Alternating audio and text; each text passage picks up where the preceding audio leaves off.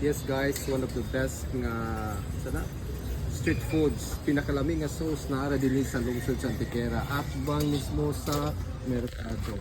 So okay na ako kada labay gyud sa Antequera, ari gito ni katagan kayo.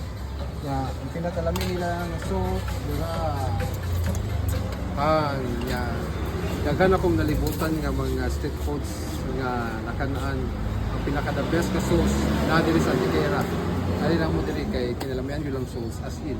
Kung sa ko kalami, mas lami ang ilang sauce. Kora. So guys, mga tayo. Eh, bagong kunin sa bagong hindi. Asam kung duha ka, kuan ka.